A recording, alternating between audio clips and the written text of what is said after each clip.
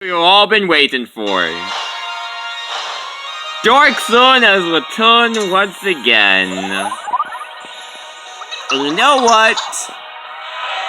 This is for the 10th subscriber special. I am basically reviewing Dark Sun after like 3 years since the last time we met. Well, I'm simply doing this simply because of the fact, hey, Dark Sun's now HD.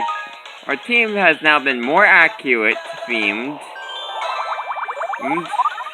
And we have Donkey, our noble steed. This is made to be like this for the old time's sake.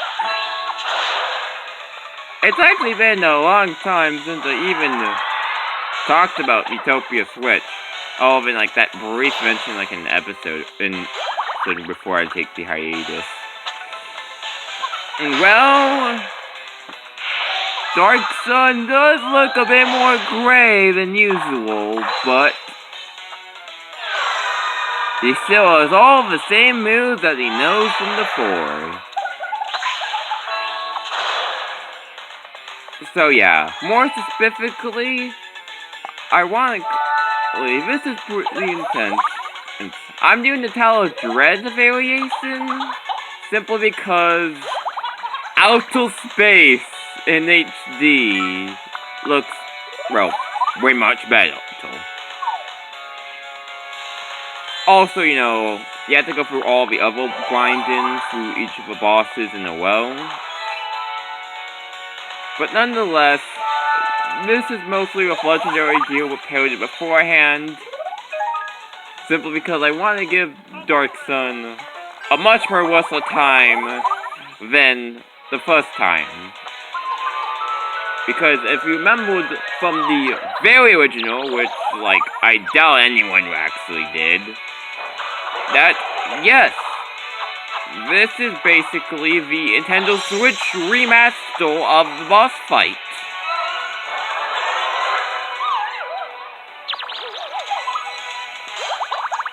Nonetheless, there are a couple moves to mention. Mainly, that his main attacks for Phase 1 for the Dark Sun boss fight is, of course, a basic attack, does pretty large damage. Black Hole, which is a guarantee, attacks all party members.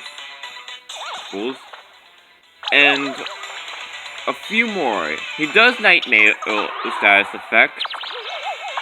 Yeah, you got to watch out for that one, occasionally. And also, don't forget that he does lots of damage in general. This is basically legendary gear. And max up levels. For food stats, not really. But, nonetheless, I could keep on dragging on within the boss fight. But, nonetheless, this is basically nostalgic for me. Not just because of the boss fight itself, but also because of how, like, technically this wasn't the first video made on this channel, it was a false file one, but I decided to delete it because I don't think anyone noticed. But with the me so much more accurate of what I'm trying to reference them, it's basically pretty intense nonetheless. Obviously, you would notice the class types. Of course, myself is the Royal class. Kabelto Meta Knight, which he's an absent. But yeah, King Deity and Pit has also returned as their respective roles from the previous game in playthroughs. And we have the newcomer, Melissa from Toho. Yes, that Toho project. There are 2 more attacks, but they don't play until Phase 2. But also, I forgot to mention about his minion type, of course, medals, which I mainly was able to take out medals much more, since this was actually the 3rd time I actually played through Miitopia. If you don't count the fact that in the 3DS one, I did 2 times. So the first video, that was the first time I beated the boss from the first playthrough. I played through the game again because it was that great, and this is the equivalent of my third playthrough through Miitopia, now with the new features and such. But yeah, metals simply do some basic attack, and occasionally they protect each other occasionally if you have a default attack. Mainly of Tower of Dread, it's basically a challenge of stamina, nonetheless. The reason why I have sounded like this was that in the original video, I was trying to do a Meteor style way of explaining the boss fight, explain each of the boss's moves, paddling, you know, who they do and such. This is a sort of remaster of that type. But yeah, you obviously see that the horse, or in this case, donkey, is really improved the battle format. Occasionally covering MP, can awaken certain status effects.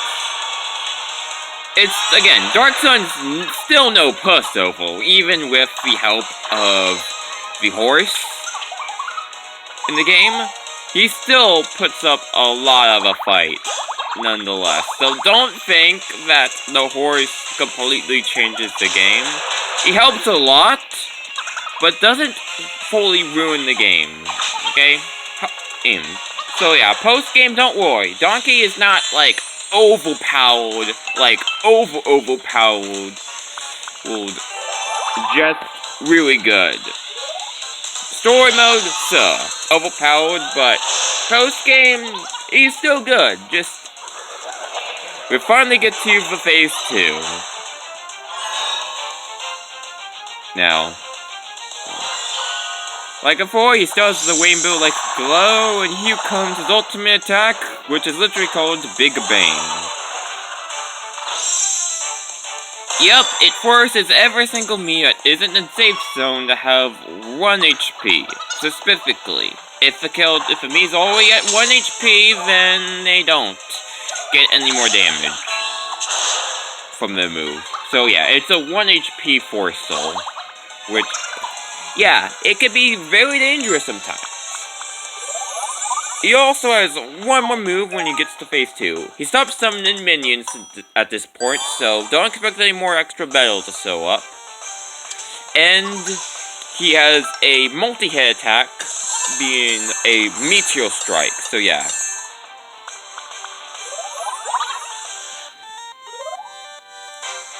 Mostly don't really talk about the final Fit Orm theme nearly as much, but it works pretty well.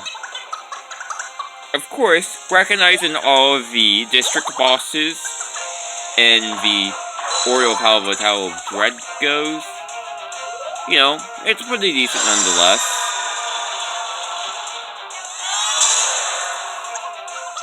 Again, I won't forget about this boss fight anytime soon.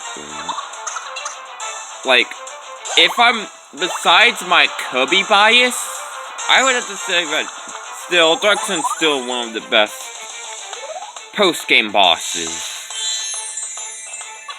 Just nonetheless.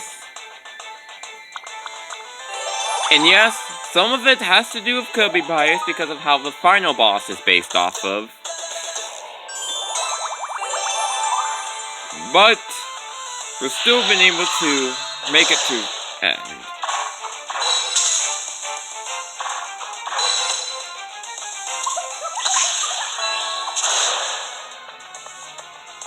But yeah, the theme's pretty good nonetheless.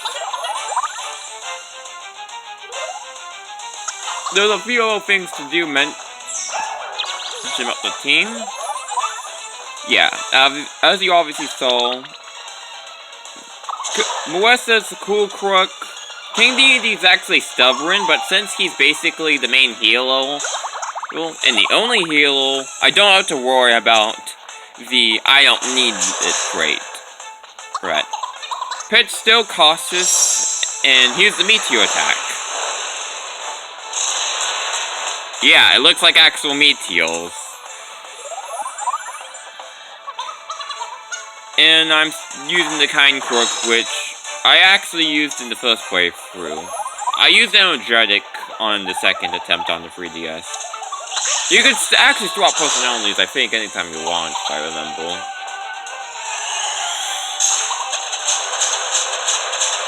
But yeah, you can obviously see how the HD is done, and that's Dark Sun taken care of.